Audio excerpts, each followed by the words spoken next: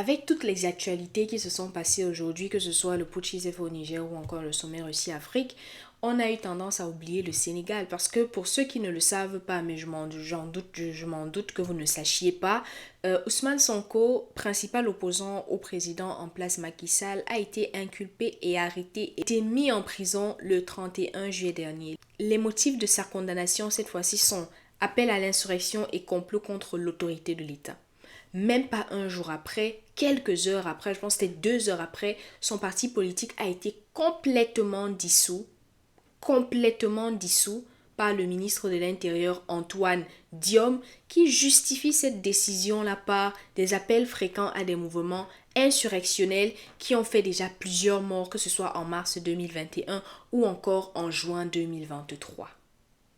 Voilà donc la situation qui se passe aujourd'hui au Sénégal. Voilà l'état dans lequel le Sénégal est aujourd'hui. Face à cette arrestation, les réseaux sociaux ont été coupés au Sénégal parce que d'après le ministre des Télécommunications et de l'économie numérique qui a dit dans un communiqué justement que ces réseaux sociaux-là ont été coupés pour ne pas attiser la haine, pour ne pas enflammer, envenimer et exagérer les choses sur les réseaux sociaux, sur Internet. Nous sommes donc là dans un pays qui met hors d'état de nuire les candidats qu'on ne veut pas voir à la présidence, les candidats qu'on ne veut même pas voir se présenter aux élections présidentielles. Parce que ces candidats-là ne sont pas les marionnettes de l'Occident. Il faudrait bien que, quand le président en place quitte, qu'il y ait une autre marionnette qui vienne prendre le pouvoir afin que justement la France-Afrique puisse continuer en Afrique et particulièrement au Sénégal. Parce que rappelez-vous, Ousmane Sonko, s'il est aujourd'hui apprécié et aimé par la population, la jeunesse sénégalaise, c'est bien parce qu'il tient un discours anti-France. Donc cette arrestation-là est venue une fois de plus mettre de l'huile sur le feu.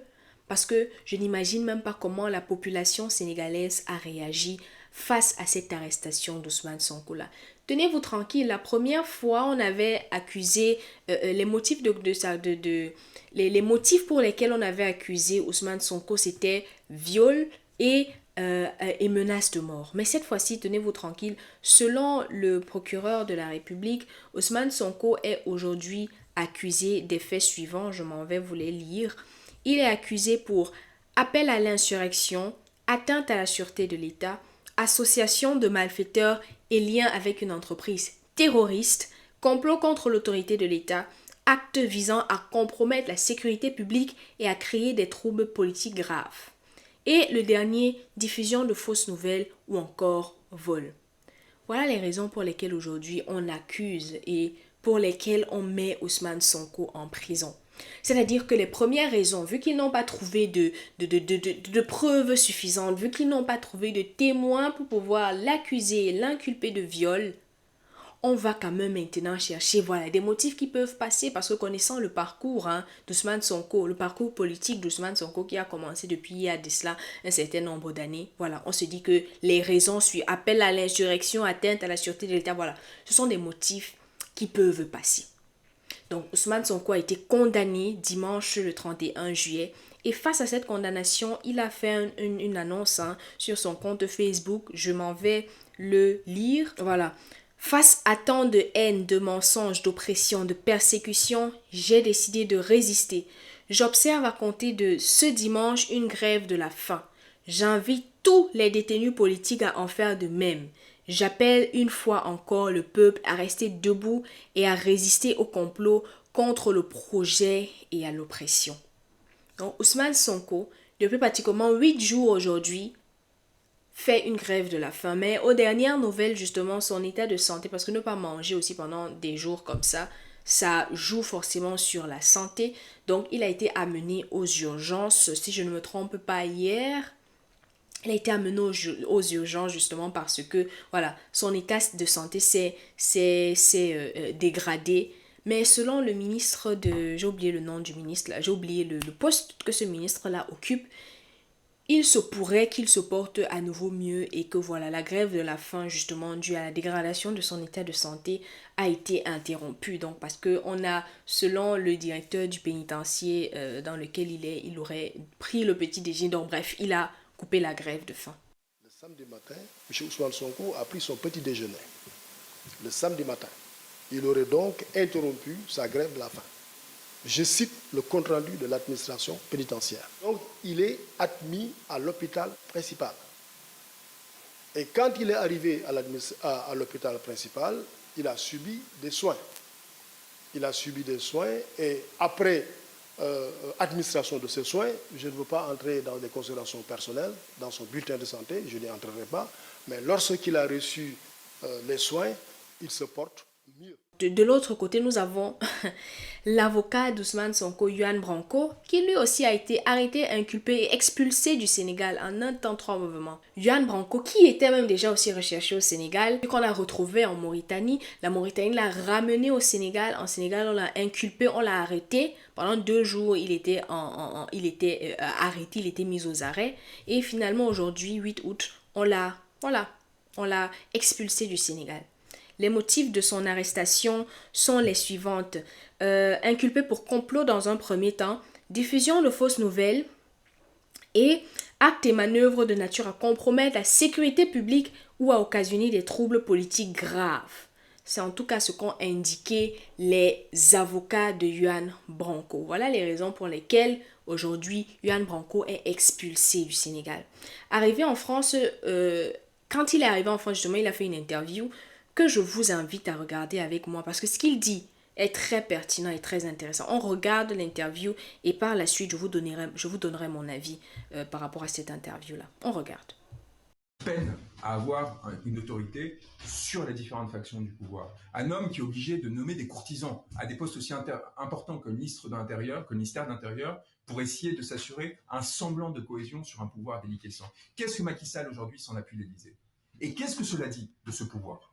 Qu'est-ce que cela dit de ce pouvoir qu'une telle dépendance existe à l'égard d'une puissance étrangère? Qu'est-ce que cela dit de la nécessité de ressouverainiser le peuple sénégalais, de l'émanciper de ses liens post-coloniaux et d'enfin réussir à tisser des alliances, qu'elles soient régionales ou internationales, qui permettent de ne dépendre de personne, ni des Russes, ni des Chinois, ni des Français, ni des États-Unis, de l'ensemble des territoires, de l'ensemble des populations qui ensemble justement doivent se battre pour que chacun puisse se déterminer sur son propre territoire, sur sa propre terre, sur son propre pays. Aujourd'hui, Macky Sall ne participe pas à ça.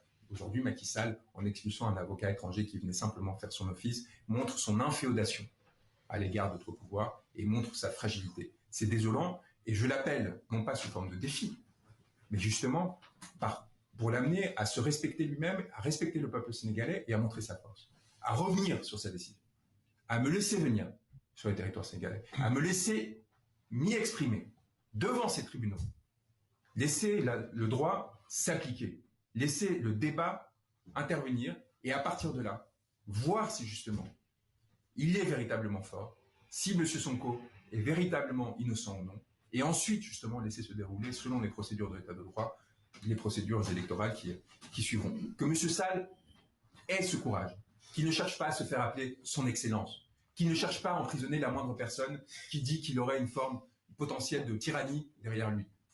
Qu'il ait ces forces-là qui, seules, incitent au respect et seules suscitent une forme de dignité et d'honneur.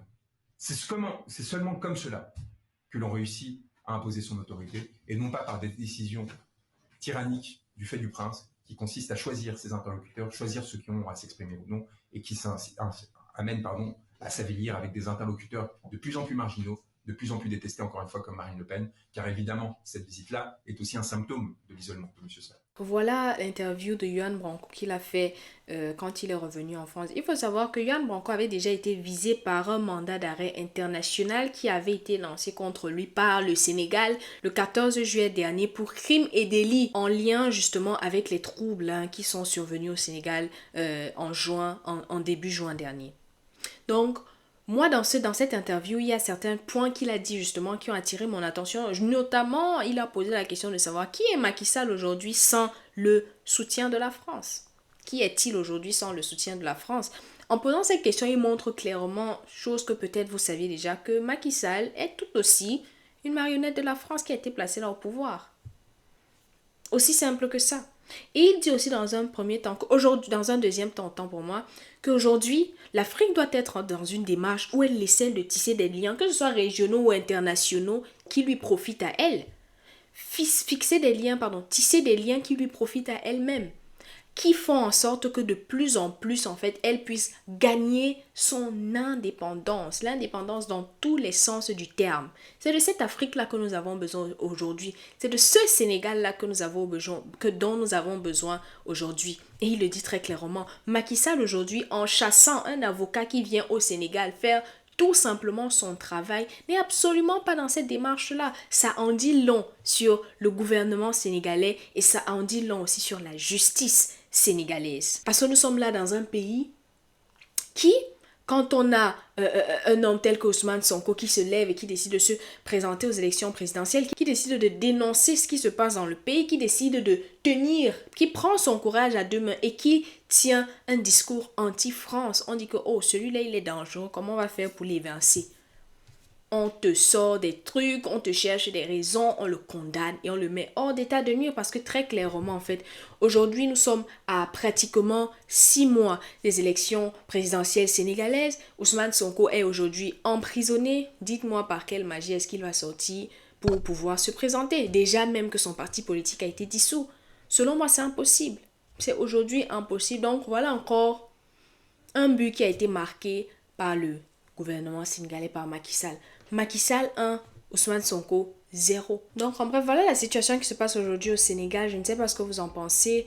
Donnez-moi vos avis dans les commentaires. Qu'est-ce que vous en pensez de cette condamnation d'Ousmane Sonko? Qu'est-ce que vous en pensez aujourd'hui du président Macky Sall, de la justice sénégalaise? Bref, donnez-moi vos avis dans les commentaires et je me ferai un plaisir comme d'habitude de vous répondre. Et surtout, c'est très important que vous puissiez laisser un pouce bleu à la chaîne. Ça aide à booster la chaîne et ça me motive moi de mon côté à faire davantage de vidéos sur cette chaîne. Si tu n'es pas encore abonné, il y a un petit bouton là. Tu t'abonnes à la chaîne pour ne rater aucune de mes prochaines vidéos. C'était Leslie et jusqu'à la prochaine vidéo. Porte-toi bien. Bisous. Ciao.